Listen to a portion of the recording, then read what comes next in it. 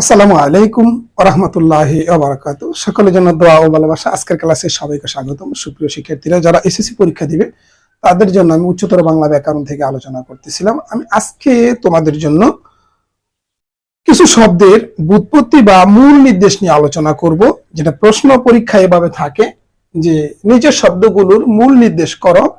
যেমন এখানে দেওয়া আছে ফাগুন, আখি, আজ, সাজ, কুড়ি, দুয়ার, অলখ, জ্বর, বছর, মাথা, নতুন, সভা।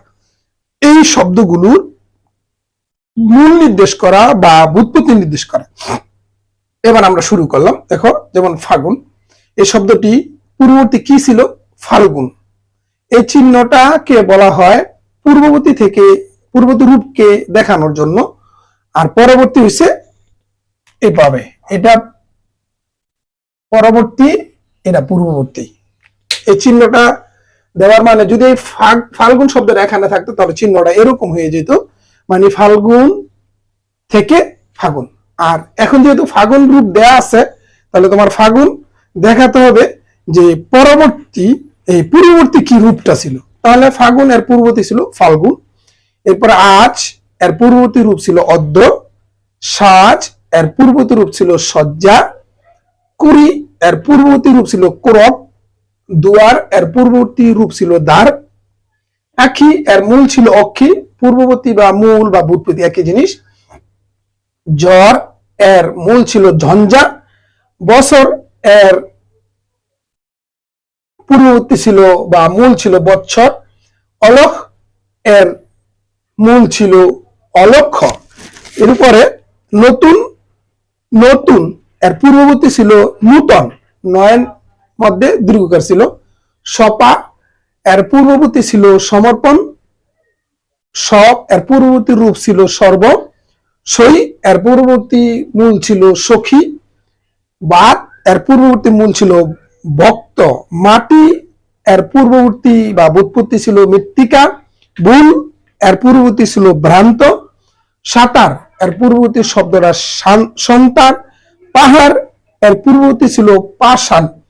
ভিতর এর পূর্ববর্তী রূপ ছিল অভ্যন্তর। শিক্ষার্থীরা, আমরা এখানে যতগুলো শব্দ শিখলাম সেখান থেকে আরেকটি জিনিস, সেটা হলো আমরা এই সাইডের শব্দগুলা সবগুলা সংস্কৃত শব্দ বা তৎসম শব্দ, সংস্কৃত শব্দ বা তৎসম শব্দ। আর এই শব্দগুলা সব সময় সাধু ভাষায় ব্যবহার করা হয়। আর এই রূপগুলা সব সময় তদ্ভব শব্দ, এই বাম পাশেগুলা। সুতরাং এগুলা হইছে চলিত ভাষায় ব্যবহার করা যায়।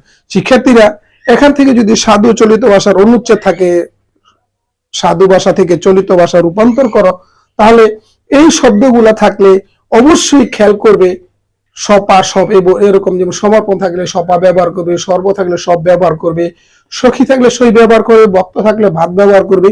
সাধু থেকে চলিত রূপান্তর করার ক্ষেত্রে শিক্ষার্থী এভাবে সবগুলা শব্দ একের পর এক তুমি তাহলে সাধু ও চলিত ভাষা শব্দগুলো চিনে ফেললে।